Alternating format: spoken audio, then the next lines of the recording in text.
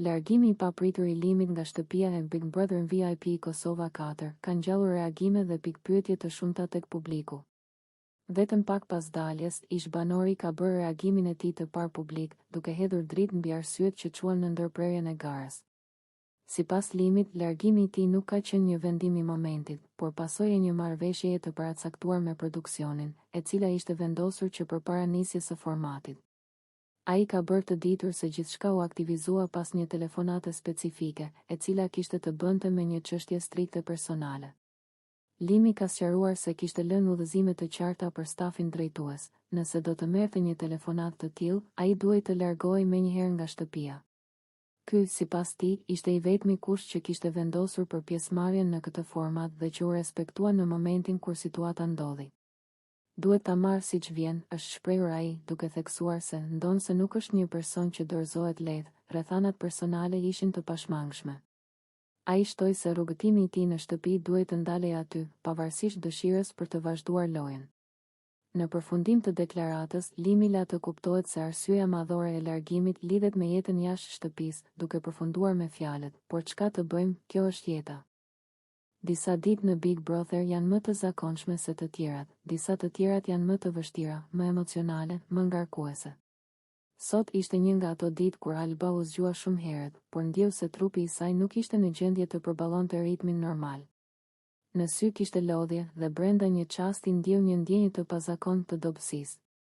Ajo po përjetonte të vjella të herpashershme, një shqetësim I papritur që e bëri ta kuptonte se sot nuk do të ishte një ditë e zakonshme." Ndërsa e gjithë shtëpia zgjoi gradualisht, Benita e vuri re që Alba nuk dukej mirë. Shumë herë brenda Big Brother, shëndeti I një banori mund të bëhet temë shqetësimi për të tjerët. Por Alba, me një zë të ulët dhe të dridhur, I tha Benitës: "Me duket se jam shtatzën me Limin." Fjalët e saj nuk ishin thjesht një deklaratë e papritur. Ato mbartnin brengën e një realiteti emocional, një shqetësim që nuk mund të injorohej. Në këtë moment, Benita u bë më shumë se një shoqe, ajo u shndërrua në dëgjues dhe mbështetje, dikë që mund t'i japë siguri në një situatë të paparashikueshme. Alba ndjeu nevojën të shpjegonte më shumë. Nuk ishte vetëm shqetësim fizik, ishte edhe tronditje emocionale.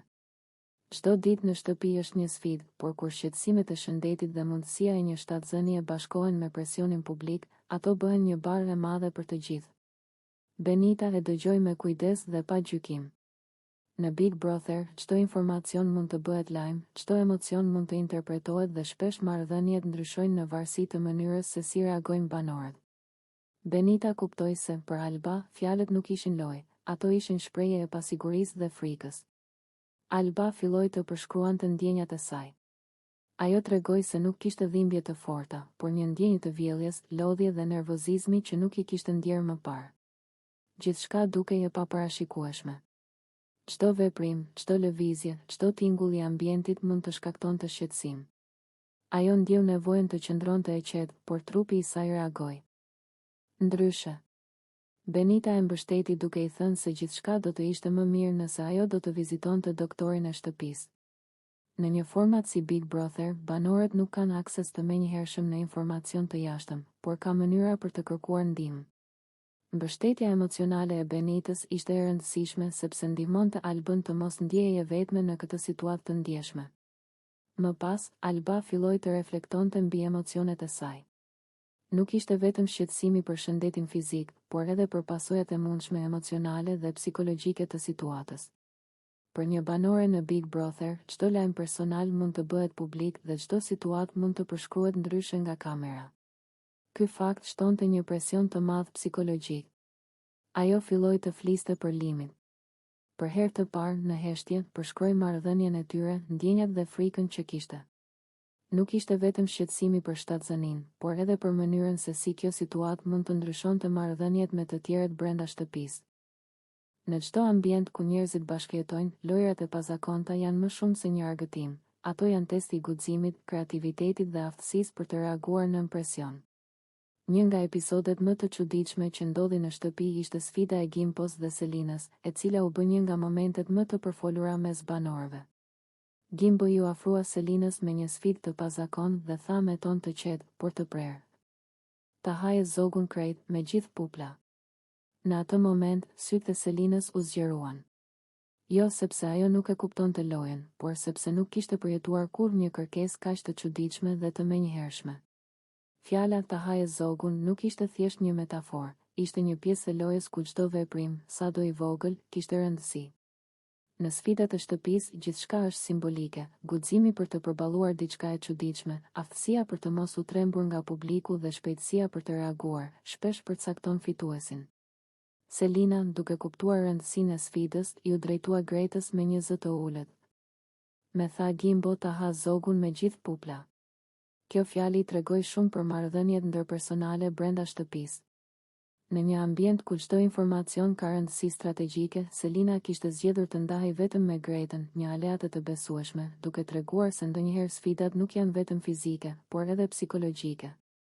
Shpesh, mbështetja morale e dikujt që i beson njeriu është po aq e rëndësishme sa aftësia për të përmbushur një detyrë të çuditshme. Loja, megjithatë, nuk ishte thjesht për të bërë qesharake. Ishte një test i koordinimit, vëmendjes dhe shkathësisë. Zogu i simbolizuar në sfidë ishte i vogël, por çdo gabim mund të çonte në humbje pikësh. Selina nuk mund të reagonte impulsivisht, çdo lëvizje duhej menduar më parë. Ajo përdori strategjinë e saj më të mirë, të qëndronte e qetë, të fokusonte të gjithë energjinë dhe të vepronte me shpejtësi, pa u trembur nga shikimet e të tjerëve. Gimpo, nga ana tjetër, qëndronte si një vëzhgues. Ai nuk kishte ndërhyrë, por çdo fjalë e tij ishte pjesë e sfidës psikologjike. Duke i thënë Selinës të hante zogun, ai po e shtynte përtej komfortit të saj. Kjo është tipike për format e lojrave ku konkurenca nuk matet vetëm nga fuqia fizike, por nga guximi për të përballuar çuditshmërinë dhe presionin. Në momentet e para, Selina ndjeu një trazim të brendshëm. Publiku, kamera dhe rivalet ishin të pranishëm, dhe çdo gabim mund të shihej si dobësi. Por ajo vendosi të përqendrohej te vetja, të përdorte fokusin dhe të shndërronte sfidën në një mundësi për të treguar aftësinë e saj. Gretës ju duki habitshëm fakti që Selina po e merrte seriozisht. Ajo e vlerësoi strategjinë e saj, duke kuptuar se në një lojë të tillë, shpejtësia dhe qetësia shpesh janë më të rëndësishme se ndonjë forcë fizike. Shumë banorë e pan këtë sfidë si qesharake, por për Selinën, ajo ishte një test i aftësisë për të menaxhuar stresin dhe presionin social. Tekniku i zgjuar ishte të kuptoje se çdo veprim kishte një kuptim simbolik. Zogu nuk ish. Në çdo lojë, qoftë në jetë, qoftë në një reality show, nuk mjafton vetëm guximi. Aftësia për të përqendruar mendjen, shkathësia dhe vendosmëria shpesh bëjnë diferencën mes atij që fiton dhe atij që humb. Alba, në sfidën më të fundit, tregoi një kombinim të rrallë të këtyre tipareve. Loja e kësaj here kishte një formë të pazakontë. Një enë e madhe ishte mbushur me karkaleca të vegjël, objektet nuk ishin të rrezikshme, por kërkonin durim dhe shkathësi për t'u lëvizur nga një vend në tjetrin. Sfida nuk ishte thjesht fizike, ajo kërkonte përqendrim, kontroll të qetë mbi veprimet dhe një taktizim të kujdesshëm. Çdo gabim mund të ndalonte përparimin dhe çdo sekondë e humbur llogaritej si humbje. Alba ju afrua enës me një qetësi të dukshme. Shumë pjesëmarrës e nënvlerësuan nga pamja, të tjerët po e nxitnin panikun, duke u përpjekur të nxirrnin karkalecat me duar të dridhura dhe pa fokus. Por Alba e dinte sekretin, suksesi nuk ishte forcë, por teknikë. Ajo përdori një mjet të pazakontë, vetëm gojen. Nuk ishte zgjedhje e rastësishme, ajo e kishte praktikuar brenda mendjes secilin lëvizje, secilin hark, secilin taktizë që do ta çonte karkalecin në enën tjetër. Qetësia e saj ishte e habitshme. Çdo karkalec që përplasej në anë të enës, ajo e kapte me kujdes dhe e vendoste në vendin e duhur. Shpejtësia e saj dukej e natyrshme, por kishte orë praktik mendore dhe taktike pas saj. Shikuesit mbetën të habitur. Ndërsa shumë konkurrent humbnin durimin dhe rrëshisnin në panik, Alba qëndronte e fokusuar, duke lëvizur çdo karkales në mënyrë të qëllimshme dhe të shpejtë. Nuk kishte asgjë të mbetur rastësisht, çdo veprim ishte pjesë e një strategjie të qartë. Ajo tregoi se durimi dhe qetësia shpesh mund të tejkalojnë fuqinë fizike ose panikun. Por sfida nuk përfundonte këtu. Për të fituar, Alba duhej të mbante ritmin e saj dhe të mos binte prej presionit psikologjik. Konkurrentët tentonin ta shqetësonin, duke krijuar zhurmë, duke e nxitur në gabime. Ajo mbajti kokën e ftohtë, duke përdorur gjithçka që kishte mësuar për kontrollin emocional. Çdo karkales që lëvizte në vendin e duhur ishte një triumf i vogël dhe secili ia afronte më shumë te fitoria. Në këtë lojë, aftësia e përdorimit të gojës nuk ishte as pak triviale. Duhej koordinim i jashtëzakonshëm i syve, buzëve dhe frymëmarrjes, një disiplinë që mund të duket e thjeshtë, por që kërkonte qindra teste të brendshme para se të funksiononte. Shpejtësia nuk ishte vetëm në veprim, por edhe në mendim. Çdo lëvizje e Albës ishte e parapërgatitur në mendje, një kombinim intuitiv i refleksit dhe logjikës strategjike. Pasi kaloi disa runde dhe konkurrentët filluan të humbnin durimin, Alba u shkëlqye më shumë. Ajo nuk u ndikua nga gabimet e të tjerëve, nuk u friksua nga presioni publik. Përkundrazi, ajo i përdori ato si motivim për të shpejtuar ritmin dhe për të mbajtur fokusin.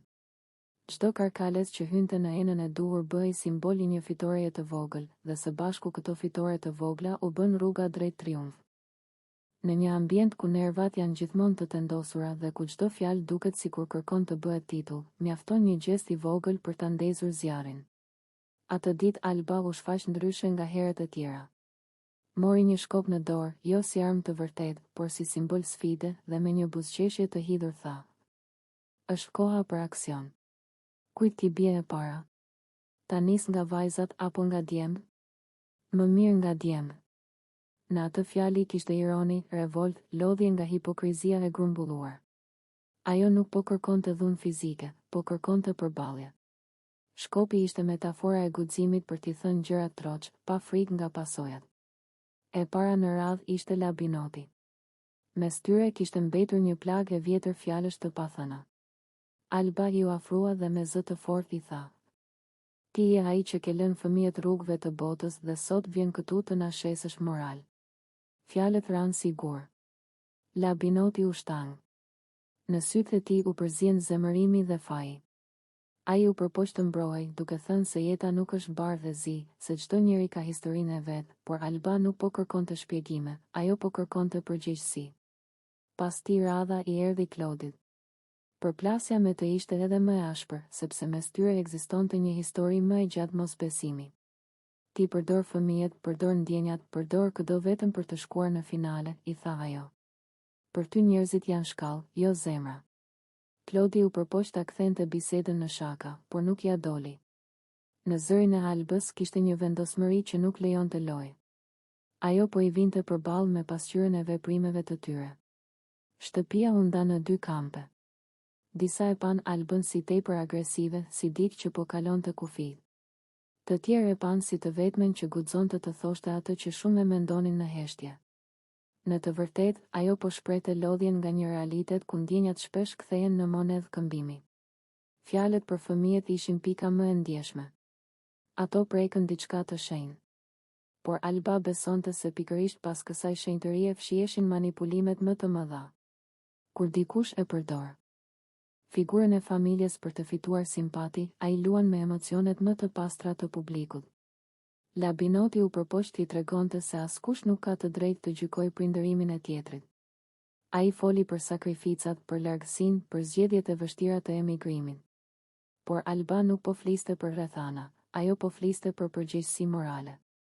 Për dallimin mes atij që lufton për fëmijët dhe atij që i përmend vetëm kur i duhen si mburoj. Me Klodin përplasja mori tjetër ngjyrë. Aty nuk ishte vetëm tema e fëmijëve, por e gjithë mënyra e tij e lojës.